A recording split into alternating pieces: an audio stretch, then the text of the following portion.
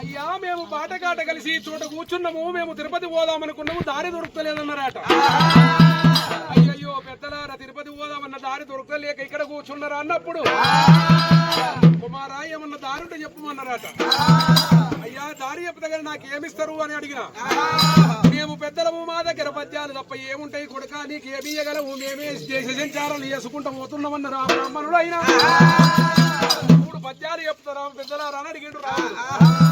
పర్వాలేదు పెద్దలారా, 3 పద్యాలకు నేను సమాధానం చెప్తా, మీరు 3 పద్యాలు చెప్పమన్నాడట. 3 పద్యాలు చెప్పింది. ఒక్క పద్యానికి కూడా నాకు సమాధానం దొరకలేదు. ఎల్లమ్మ అన్నప్పుడు రేణుకా ఎల్లమ్మ కళ్ళ చూసింది. కుమారా చిన్న పద్యాలకు చింతపడుతున్నవా, చింత పెద్ద తల్లిని నేను ఉండగా కుమారా ఏమి పద్యాలు నా ముంగట వాడు కుమారా అని అడిగిందట రేణుకా ఎల్లమ్మ. ఒకవేళ నీ ముంగట వాడినా నీకు అది అర్థం తెలియకపోతే నీవు కూడా వెరదురాలు అయిపోతావు. లేదా నాకన్నా తమ్ముడు, నాకన్నా చెల్లెలు చిన్నది వాళ్ళు చెప్తారు ఏమంటే నాకన్నా చిన్నవాళ్ళు, వాళ్ళకు కూడా ఏమి తెలియదు. ఒకవేళ నీవు చెప్పేది పోతే వెరదురాలు అయిపోతావు. మరి ఎట్లా చేద్దాం కుమారా అని అడిగిందట రేణుకా ఎల్లమ్మ. అటువంటి నాడు బొడ్రాయి లోపల 18 జాతిరీతుల వాళ్ళ డబ్బు సాటింపు చేసి పిలిపిద్దాము. 18 జాతిరీతుల వాళ్ళు వచ్చినాక ముచ్చాల సింహాసనం వేసి సింహాసనం మీద నిన్ను కూర్చుండబెట్టి ఆట నేను వార్తనన్నాడు రామయ్య అన్నప్పుడు రేణుకాదేవి ఎల్లమ్మ ఏమనుకుంటున్నది? అమ్మవారు రేణుకా ఎల్లమ్మ ఈడుకో దగ్గర ఊరు మధ్యలో ఉన్న బొడ్డు సావడి కాడికి 18 జాతి నీతుల వాళ్ళని పిలిపించినది. వినిపించినది సింహాసనం అంటే చేపించింది. సింహాసనం మీద రేణుకా ఎల్లమ్మ కూర్చుంటూ ఉన్నాయి. 18 జాతి నీతుల వాళ్ళు ఏరవచ్చిర్రు. పాట మొదలు పెట్టు రామయ్యో.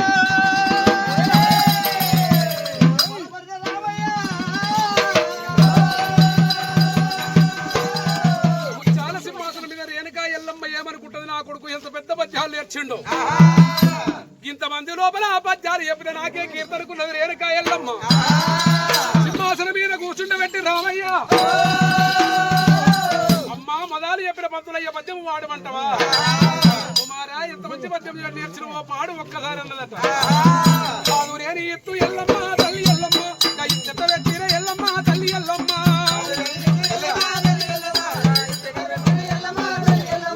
పాగురేణి ఎత్తు ఎల్లమ్మ తల్లి ఎల్లమ్మ, చెత్త పెట్టిన ఎల్లమ్మ తల్లి ఎల్లమ్మ,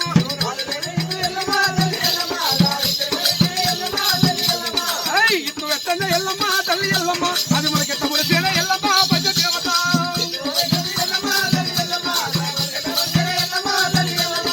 మనకు మరవన్న ఎల్లమ్మ తల్లి ఎల్లమ్మ, దానికి బాధ్యత నాటిన ఎల్లమ్మ తల్లి ఎల్లమ్మ,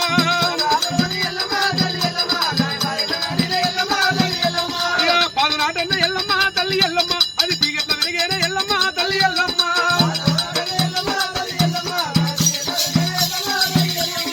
తీగ వెట్టున్న ఎల్లమ్మ తల్లి ఎల్లమ్మ, అది బాగంటి పందిరెట్టిన ఎల్లమ్మ తల్లి ఎల్లమ్మ,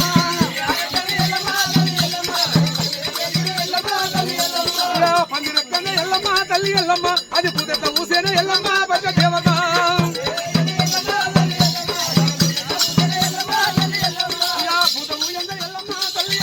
అది కాదట్ల కాసిన ఎల్లమ్మ తల్లి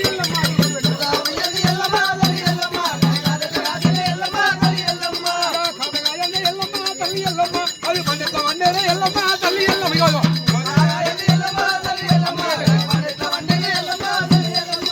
పండు వండనే ఎల్లమ్మ తల్లి ఎల్లమ్మ, పని ప్రేరట తిన్నారు ఎల్లమ్మ తల్లి ఎల్లమ్మ,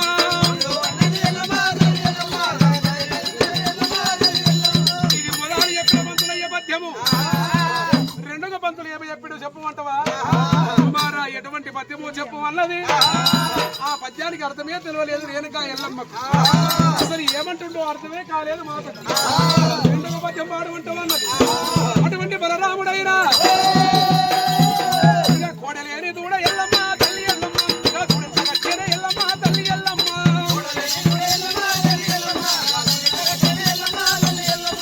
దూడగట్టన ఎల్లమ్మ తల్లి ఎల్లమ్మ, ఎల్లమ్మ పచ్చ దేవత, ఎల్లమ్మ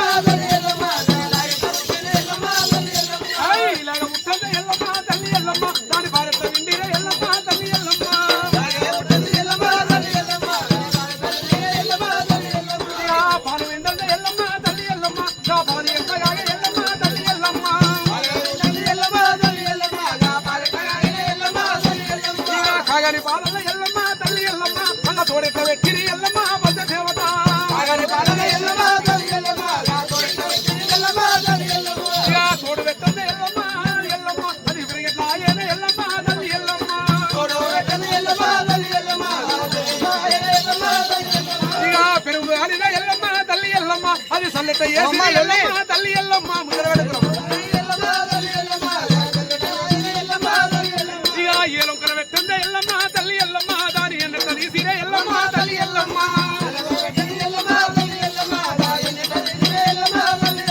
ఇది రెండుగా పంతులయ్య చెప్పిన పద్యం కుమారా ఆ పద్యం కూడా అర్థం కాలేదు ఇంకేమో పద్యం ఉన్నదన్నావు మూడో పద్యం వాడు అన్నది ఎల్లమ్మ ఎల్లమ్మ